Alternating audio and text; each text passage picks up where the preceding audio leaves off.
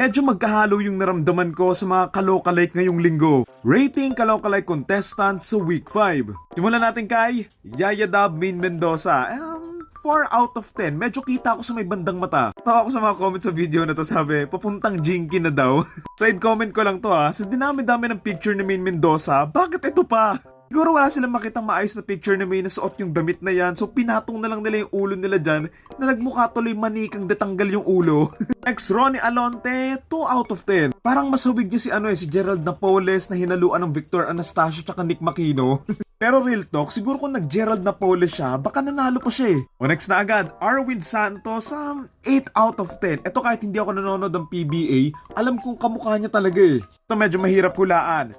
Casey Concepcion, 2 out of 10. For me, mas hawig niya si Precious Lara Kigama na may halong Sara Duterte tsaka Carla Estrada. Kudos din pala sa kanya kasi magaling siyang umacting. Natawa nga ako doon sa pag-transition niya from ganitong seryoso tas nakangiti. Next, Ogie Alcacid as boy pick up, 9 out of 10. Ito curious ako kung hindi ba siya nakapang boy pick up, kahawig pa din ba niya si Ogie? Medyo natatawa din ako nung pinapanood ko to kasi kung nanonood kayo ng Flip Top, medyo hawig niya si 2 beses na yan! Napiyok pa. Siyempre kung may Ogie, may Regine Velasquez, 5 out of 10. Dito honestly speaking, may hawig naman sila pero para kasing mas nag-rely sa makeup kaysa kamukha talaga. Pero credits pa rin doon sa mga facial expressions niya kasi ayun talaga yung nagdadala eh. Next, si Usher, 2 out of 10. Para siyang si Usher tsaka si John Legend na nagkaanak. Hirap na hirap akong kuhanan to ng screenshot kasi yung audition niya, galaw siya ng galaw.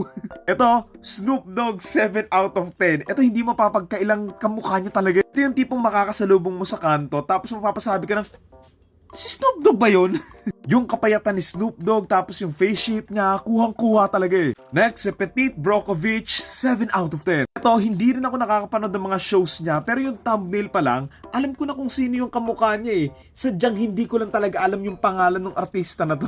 Next, Bruno Mars, 1 out of 10. To be honest, hindi naman talaga niya kamukha eh. Pero kung ka-voice alike, siguro nasa 8 or 8.5 out of 10. Usapang boses, ito naman kay Catherine Bernardo, 6 out of 10. 6 out of 10 kung kamukha, pero kung kaboses, siguro papasa to as 9 out of 10. Pero for me, parang masawig niya yung asawa ng Von Ardonia ba yun? May angulo din naman talagang Catherine, tapos halos same lang sila ng body build and everything, so mas nagiging magkahawig sila. Okay, pinakahuli, April Boy Regino, 7 out of 10. Ito, may hawig na nga, maganda pa yung boses niya. Siguro mas nakikita ko lang sa mukha niya, may anggulong Berting Labra lang talaga. Pero grabe yung performance niya dito lalo na yung stage presence niya, akala mo talaga si April Boy Regino yung nagpe-perform eh. So yun, medyo 50-50 ako sa mga kalokalike this week, pero kayo ba, sino sa kanila yung pinaka may kamukhang artista?